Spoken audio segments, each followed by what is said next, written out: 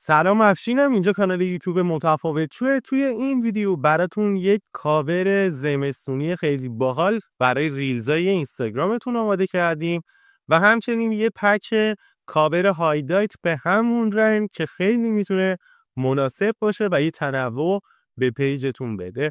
فایل هایی که براتون آماده کردیم رو از طریق کدی که توی تصویر میبینید به صورت رایگان توی کانال تلگرام متفاوت شو میتونید دانلود و استفاده کنید و بریم سراغ یادگیری این ویدیو.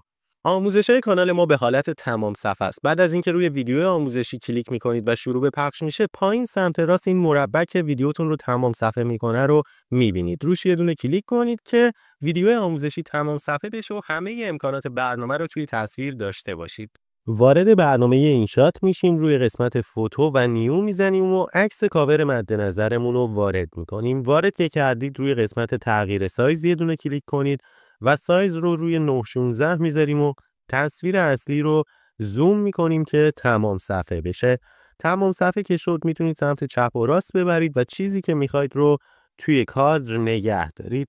این کارو که انجام دادید تیکش رو از قسمت سمت راست بزنید و تغییرات که ذخیره شد از قسمت پایین صفحه روی گزینه PIP میزنیم و فایلی که با کد اول ویدیو توی کانال تلگرام گذاشتم رو وارد کنید و زومش کنید که کل صفحه رو به این شکل بپوشونه. این کارو که انجام دادید توی تصویر همونطور که میبینید تصویر زیری جای درستی نداره. همینجوری ما این لایه PIP رو میکشیم سمت راست و یه دونه روی تصویر زیر کلیک میکنیم. یه دونه کلیک کردید میتونید سمت پایین بکشید و تنظیمش کنید که توی اون کادر به درستی دیده بشه و بعد لایه PIP رو یه دونه کلیک کنید و بکشید سمت چپ و سر جای خودش قرارش بدید.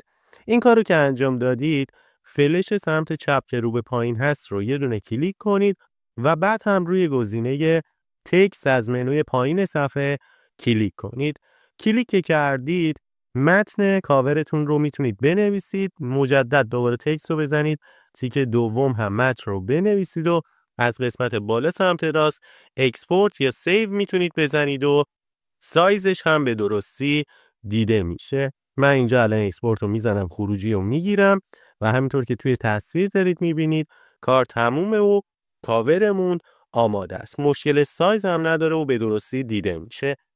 علاوه بر این مورد چند تا فایل هایلایت کاور هم براتون گذاشتم که اینا هم میتونید استفاده کنید. میخوره به اون تم آبی کاور ریلزمون و به راحتی میتونید یه نظمی به کاورهای هایلایتتون توی اینستاگرام بدید و همشون یک شکل بشه.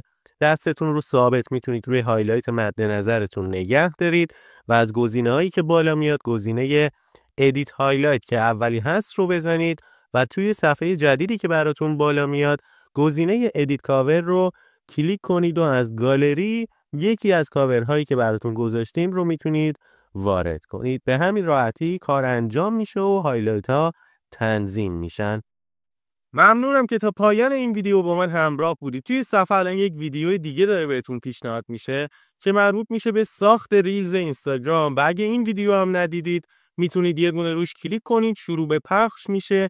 دیدن این ویدیو هم برای رشد پیج اینستاگرامتون میتونه بهتون کمک کنه. تا ویدیوی بعدی، خدا نگهدار.